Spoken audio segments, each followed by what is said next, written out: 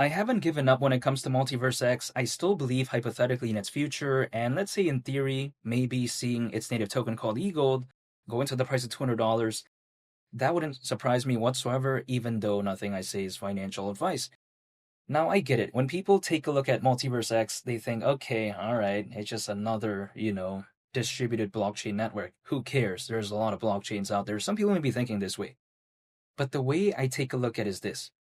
I think MultiversX, when compared to many others out there, which feels a little bit low effort, this one I like the things behind it in theory. Because, for instance, right, it is allegedly decentralized via thousands of nodes, it's scalable through sharding, it's fast, secure, and allegedly very green.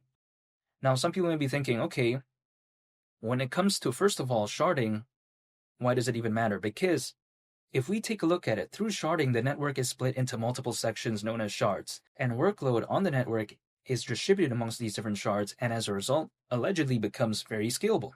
Now, we take a look at other projects out there that kind of have this sharding aspect, like, for instance, Zilliqa, or we also take a look at something like Harmony. I mean, there's a good amount of projects out there, arguably. I mean, it's not like MultiversX is the only one that kind of has this aspect, but I still do find it very interesting nonetheless. Not to mention, why is it allegedly considered green? It's because allegedly MultiversX is carbon neutral. Now, again, I think that is something that is very impressive when it comes to this. And that is something that, again, I think is something I look forward to because we have to take a look at it. A lot of enterprises nowadays, they want to go green. They want to showcase that they care about the environment. So I think arguably a good way to maybe showcase that is by adopting new technology that is, let's say, arguably environmentally friendly. So I like this aspect when it comes to MultiversX. And also allegedly, when it comes to MultiversX, it has integrations and tools from leading companies around the globe, such as Google Cloud, Ledger, Amazon Web Services, and even Axlar as well. Now, Axlar is another project that I'm very bullish on. It's kind of like a miniature version of Polkadot. That's the way to take a look at it. But yeah, even besides that point, when I take a look at it, something that also really excites me when it comes to MultiversX is something called sovereign chains. Now, allegedly, through this, building and deploying custom layer 2s or app chains. Now, why is this even amazing? It's because these includes Ethereum layer 2s, Bitcoin layer 2s, and even Solana layer 2s. Again, we've heard about, Ethereum layer 2s, like for instance, Optimism, the base network, which is Coinbase's layer 2. We've heard about Arbitrum. I mean, there's a lot, right? Like Miria, Immutable X. But also we take a look at, Bitcoin layer 2s, like for instance, Stacks. Stacks is another famous project. But then Solana layer 2s is not something that we really hear about, right? So I think this is something that is pretty unique nonetheless, because Solana is a really popular, of course, layer 1 blockchain. It feels like the ecosystem is heading in the right direction. So I kind of like this aspect when it comes to MultiversX in a sense. Not to mention, when we take a look at MultiversX, I just kind of feel like overall, I love the community. I think it's very passionate. I think eGold is listed in good exchanges. So if we think about this, right, fundamentally, it's not like MultiversX became a bad project. It's just the market overall isn't doing the best. We have to think about how the bullish factors, I think actually, when it comes to the crypto space just in a vacuum in and of itself, I think is actually very fantastic. And this is just my perspective. The reason being is because back in the peak of the 2021 bull run, around 300 million crypto owners. Now we have over 600 million, according to Crypto.com research, allegedly more than ever before in history. And we have that right now.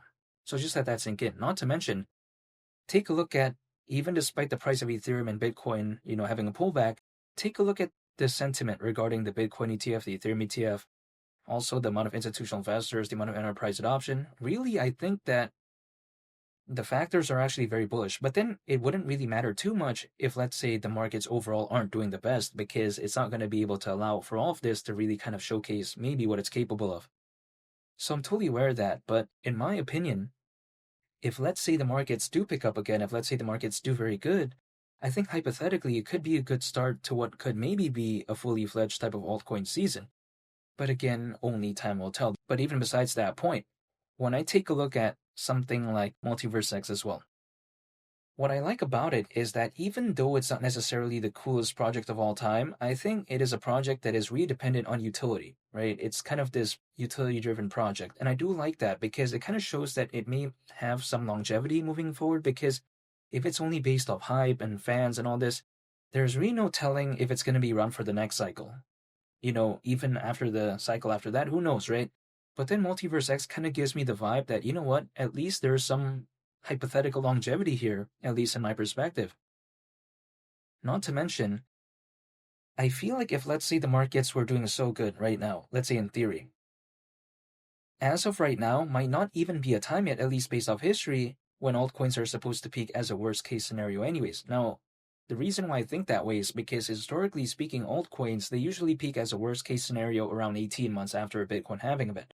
Now, 18 months after the last Bitcoin halving event is around October this year.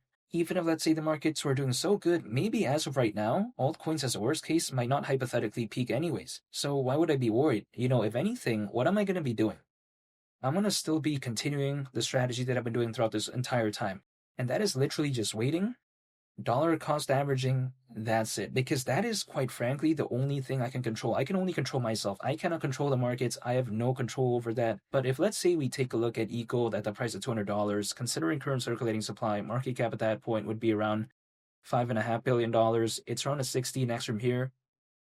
I get it, some people may be thinking, okay, wow, that market cap and all this. But in my opinion, we've seen like Dogecoin reach over $80 billion in market cap back in 2021. So it's like over 10 times this, I'm not saying it will happen because who knows? I can't tell the future, but it hypothetically doesn't seem too outlandish to me. If it's like a 1 trillion, 2 trillion, like a $200 billion market cap, come on, that's a little bit way too much in my opinion. Highly unrealistic in my opinion for something like this. But again, this market cap doesn't feel too, I would say, arguably like outlandish. But again, only time will tell. And we have to think about this. Take a look at Charles Hoskinson, co-founder of Ethereum, founder of Cardano. Back in November of last year, which I get it, market conditions were different back then, but he still did say, allegedly, that back then, 1 to 2 years from then, he could very well see Bitcoin reaching anywhere between $250,000 all the way up to $500,000. Will it ever happen? Who knows? I can't tell the future. Only time will tell. But at least when we take a look at Charles, again, co-founder of Ethereum, founder of Cardano, I'm still going to listen, even though I'm not going to just automatically believe in it. At least that's the way I take a look at it. But again, I'm just going to kind of treat this as a marathon because I don't treat this as a sprint. I don't day trade, I don't use leverage, I don't swing trade. I don't do any of this type of stuff. I just like to keep it simple and that's it. There's a reason why I don't pull up price charts because I just kind of feel like no matter what I draw on the price chart, it's not going to affect anything. Like the market's not going to listen to what I have to draw, or should I say pay attention, right? Let me rephrase that. To what I draw on the price chart. Let's say I drew like a falling wedge pattern or like some random triangles, like the market's not going to care. It's not going to listen. So I'd rather just focus on the fundamentals and just take a look at really what the project's all about. And that's about it. But again, I'm still very bullish on MultiversX and I'm going to stay patient as of right now. And feel free to subscribe. If you enjoyed the video, I'd greatly appreciate it. It's only the captain and I'll catch y'all on the next one. I'm on peace. Bye.